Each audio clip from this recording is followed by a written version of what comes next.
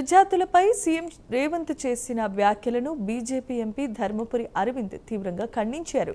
తెలంగాణలో విద్యా వ్యవస్థను ప్రభుత్వం నిర్లక్ష్యం చేస్తోందని ఆరోపించిన ఆయన విద్యార్థులు తల్లిదండ్రుల ఆత్మస్థైర్యాన్ని దెబ్బతీసేలా ముఖ్యమంత్రి వ్యాఖ్యలు ఉన్నాయని, విద్య పట్ల చిత్తశుద్ధి లేని వ్యక్తి విద్యాశాఖ బాధ్యతలు నిర్వహిస్తున్నారని ఆరోపణలు చేశారు.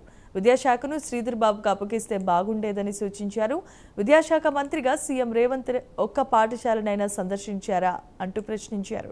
ఇదే సమయంలో ఎలాంటి సహాయం లేకుండా ఎన్నికల నామినేషన్ పత్రం నింపాలని సీఎం రేవంత్ రెడ్డికి ఎంపీ అరవింద్ బాబు సవాల్ విసిరారు. తెలంగాణ ముఖ్యమంత్రి, తెలంగాణ విద్యాశాఖ మంత్రి మొత్తం తెలంగాణ యువత భవిష్యత్తుని అంధకారంలోకి నెట్టుకున్నాడు.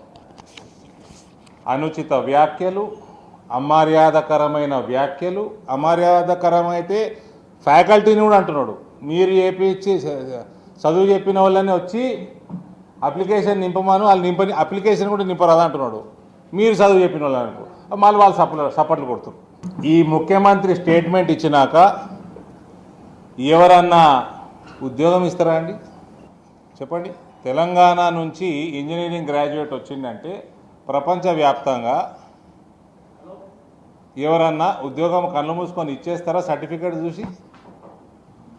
ఈయన ముఖ్యమంత్రి వ్యాఖ్యలు, ముఖ్యమంత్రి ఇదా సర్టిఫికేట్ ఇచ్చేది ఇంజనీరింగ్ స్టూడెంట్స్కి?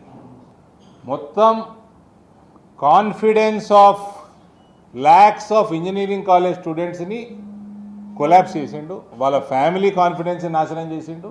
ఈయన ముఖ్యమంత్రి, ఈయన ఎడ్యుకేషన్ మినిస్టర్ మన రాష్ట్రానికి. ఈ ముఖ్యమంత్రికి నేను ఓపెన్ ఛాలెంజ్, రూమ్లో రెండో ఓడు లేకుండా నీ ఎలక్షన్ నామినేషన్ పత్రం నింపురాబాయి, నీ ఎలక్షన్ నామినేషన్ పత్రం నింపు, ఇంకోటి లేకుండా. ఈయన ఇంజనీరింగ్ కాలేజ్ స్టూడెంట్స్ గ్రాడ్యుయేట్ల గురించి మాట్లాడుతున్నాడు. చదువు సంధ్య లేదు, స్కూల్ కోరా అంటే సంకనాకుండా తిరిగి ఇవాళ వచ్చి ఈయనకు విద్యాశాఖ పెట్టుకోండి. సిగ్గుశరం లేదా? అప్పజెప్పు కన్నా శ్రీధర్ బాబు లాంటి వాడికి చదువుకున్నానికి అప్పజెప్పు.